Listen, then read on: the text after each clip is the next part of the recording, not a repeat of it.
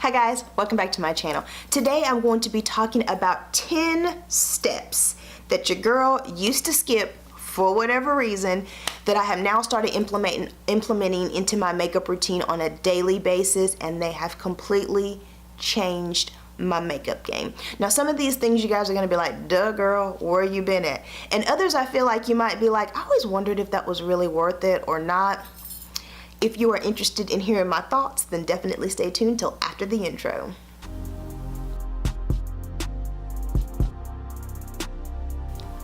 Okay guys, so really quick, let me just tell you the perspective I'm coming from, because I really do feel like this will set the tone for the video. I am an oily skin diva, and as I've mentioned before, I'm talking about real world oily. My whole entire face, not just the T-zone, but my whole entire face gets oily by the end of the day, except for some reason, my under eye, which is the driest place on earth. So, you know, I've got that oily skin, that dry under eye. Your girl's 30-something. I've lived a good life. It's been good to me, but it's showing on my face. I've got lines, I've got wrinkles, I've got texture, I've got enlarged pores, I've got some darkness under my eyes and around my mouth. Like, if you're 30-something, you know what I'm talking about. So I feel like not all of these steps are imperative to everybody, but if you are sitting right here beside me and you in the same spot in your journey, and you right here and you like, girl, me and you will get the most benefit from this video. So with that being said, let's jump into it. Number one, a moisturizer. I know, if I could go back and tell my 20-something self, I was not using a moisturizer, guys. To all my oily skin divas out there, get yourself a moisturizer. If the one you are using makes you feel too oily, too greasy, get rid of that. Get rid of that, get something else. You have to replenish your skin of moisture. You've got to get that hydration back into your skin. After you wash and cleanse your face, you got to get that moisture back in, because what happens is your skin starts overproducing, thinking it's trying to protect you, and it's kicking into overdrive, producing oil. And so that's why you wonder, why am I washing my face and then in 2 seconds I'm oily again?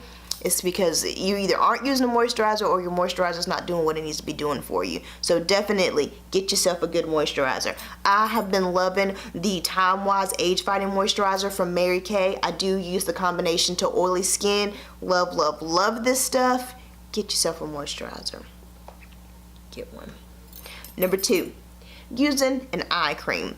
Now I have been using this eye cream for probably about 2 to 3 months, and I can see a huge difference in my under eye. It's not nearly as dry as it used to be. I can see a difference in the darkness. I can see a difference in the lines and the wrinkles. Like, under the overall health of my under eye just looks better, and I can tell my makeup wears so much better throughout the day. That concealer just wears so much better. I have been using the Mary Kay TimeWise Age Minimize 3D eye cream. Love this stuff. I use it in the morning and at night. It doesn't take a lot, such a small amount, but I can tell a huge difference.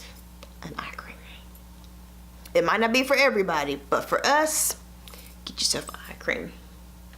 The next thing, number three, a face primer.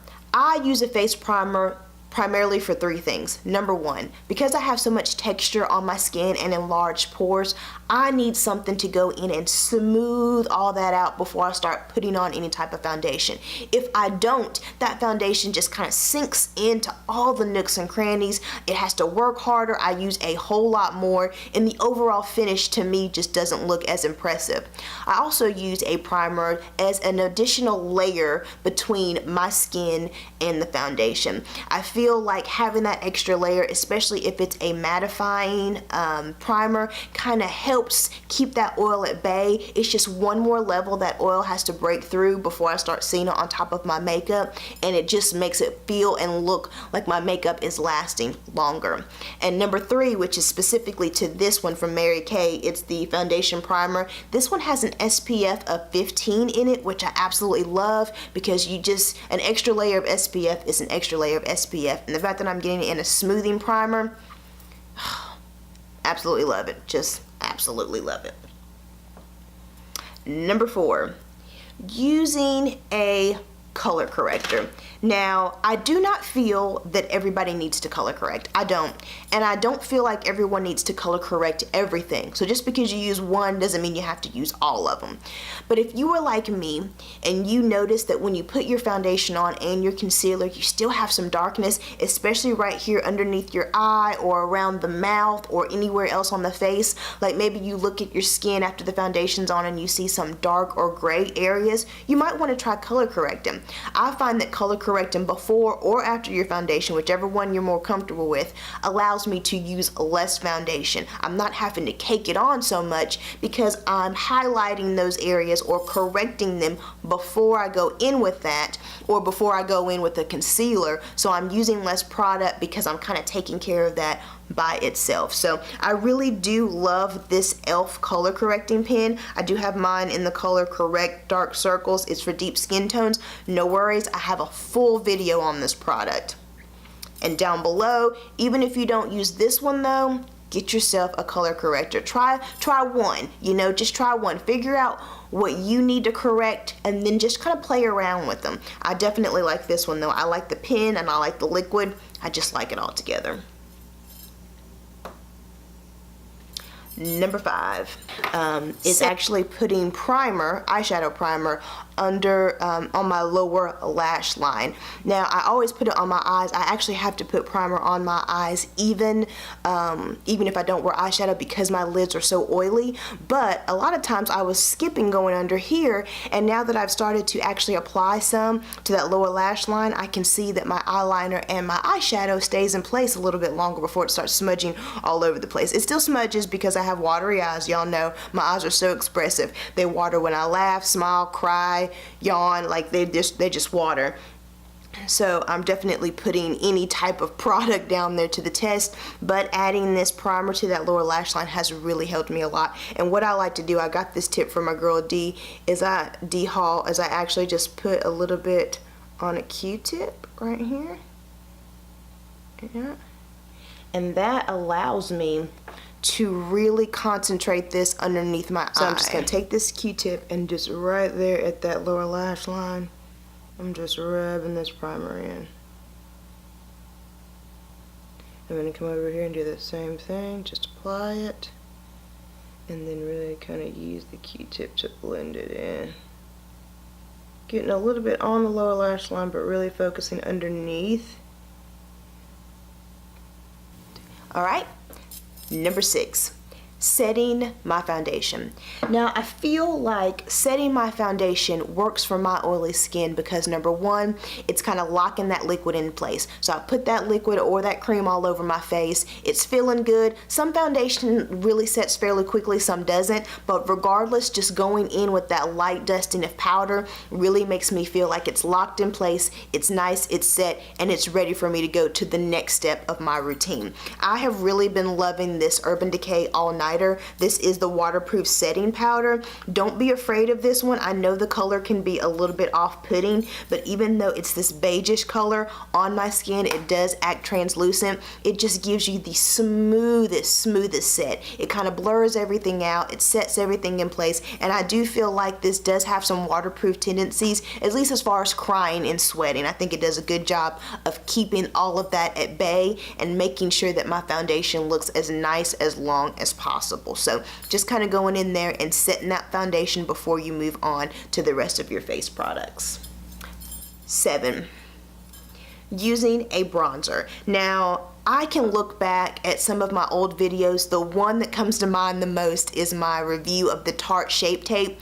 In that video, my face is so flat. It's all one color, and it's because all I had on was, besides the foundation, was a blush. Like I didn't have any type of warmth or anything on the face, and I can really see how one-dimensional my makeup looks. Contouring, I feel like, can be a little bit scary, and it's a little bit more skill needed before you start going in there and cutting stuff out. But I feel like with the bronzer, you really can, it's just so beginner friendly. I feel like you can just add warmth to the skin. You don't have to be so worried about placement and color. I feel like a bronzer, in my opinion, can be whatever tone you want it to. If you like cool tone, if you like warm tone, I'm a warm tone girl, so I stick to warm tones, but it can be whatever undertone you want. It can be matte, it can be shimmery, it's whatever you like. For me, I do like a matte warm tone, and just taking a fluffy brush and just tapping it around the perimeter, bringing it on the cheek, doing the little 3 here, bringing it underneath the jaw, just kind of swiping that around my face instantly gives me more definition, instantly brings warmth to the face, and it really just, I can tell a difference as far as what the skill level of my makeup looks like by just adding a bronzer. I really like using this L'Oreal Infallible Pro Matte in the color Cocoa. Love using this. It's just a nice warm color. Very easy to use, really lasts for a long time on the skin, and it just overall I can just tell a difference, especially in the way my face looks with all that extra added dimension. 8. This step I know might seem a little bit extra, but I promise you if you try it, you will see what I'm talking about, and that's using a finishing powder.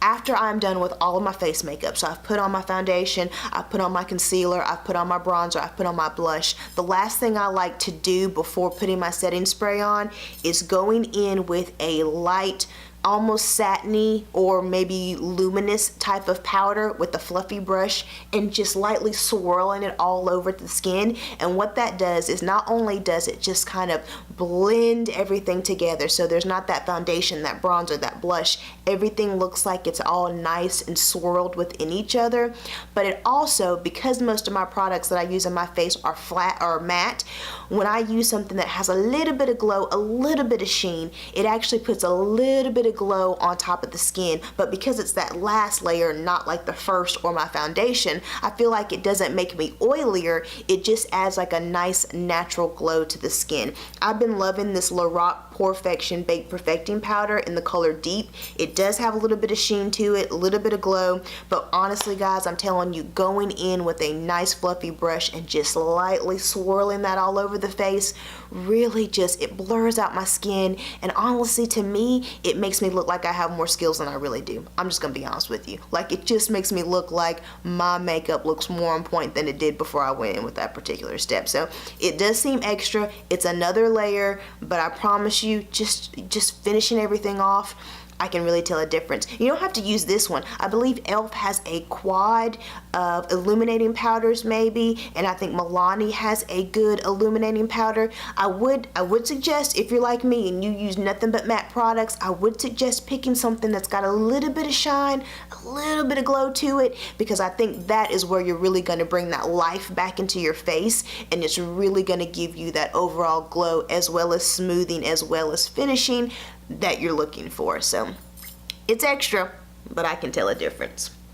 Now these last 2 steps I tend to skip only because I'm in a rush, not because I really want to skip them. So what I've started doing is like putting them in my purse and finishing them at the office, because I mean, a girl's gotta do what a girl's gotta do. We're talking about beauty here. So the first thing is mascara. Now I feel like mascara is one of those things that you don't really tell what it did till you put it on. I have short, stubby lashes. They're not voluminous, they're not long at all, and so when I go in with a lengthening and volumizing mascara, I can really tell the difference as far as how open my eye is, and honestly how more complete my eye look appears. You know, whenever I don't put mascara on, sometimes I'll look in the mirror and I'll be like, what is, oh, you don't have any mascara on. And really, take your time. I'm one of those people that kind of rushes through it, and I end up with mascara all up here and all over the place, and it's just messy and it looks like I got eyeliner on. Take your time and go in with another coat, and that is, my friend, when you will see the game is changing. Number 10. We've made it to number 10, guys, and I'm gonna say number 10 is adding a lipstick. I know it seems so simplistic, but honestly guys, for this girl who's not a lipstick person, it's a bit much. I think it's just because I tend to like the creamier moisturizing formulations than say like a liquid matte that kind of sets in place. My lips stay so dry all the time. I'm not a liquid lipstick fan, so I tend to go with moisturizing ones, which, you know, there are some that stay pretty long on your lips, but most of the time a moisturizing lipstick is not going to give you the longest staying powder. You're going to have to reapply, and I think because of that I tend to just not put lipstick on.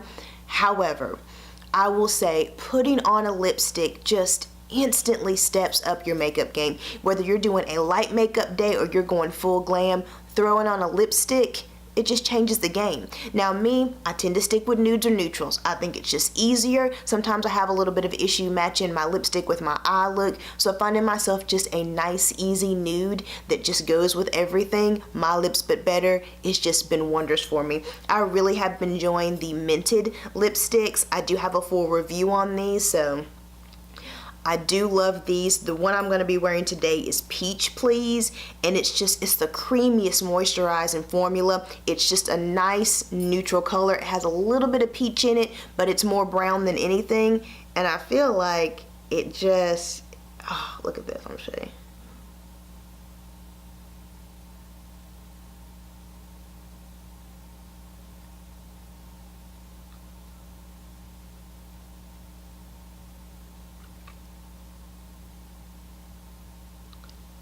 You see how that just, in my opinion, it just instantly changes my makeup look. I mean, before it didn't look bad, it was fine, I was pushing it, but just adding this lipstick just really steps up the game. It really makes it look like I put a little bit more effort into my look than I did. It looks just more put together, and it's not even a bold color. It's a neutral brownie pink that looks good on my skin tone, not too loud, but enough to add a little bit of color to the lips, and I just think it just changes the way your face looks. So honestly, just grab a lipstick, y'all. If you want to be like me, keep it in the safe nude neutral, but just grab yourself a lipstick. So I hope this information was helpful, guys. These are my 10 things that your girl used to skip for whatever reason. I now start implementing them on the daily, and I feel like my makeup game has just stepped up tremendously. In fact, if you have something, let's say you used to skip something, comment down below on the step that you used to skip, you didn't think it was worth your time or you didn't think it was needed, you started doing it, and now you feel instantly prettier. Definitely comment down below, because sharing is caring. So I hope this information was helpful. If it did, please give this video a thumbs up, and while you're here on my channel, take a look around, see what else your girl has to offer, and if you're liking what you're seeing, hit that subscribe button, and I hope to see you in my next video. Bye.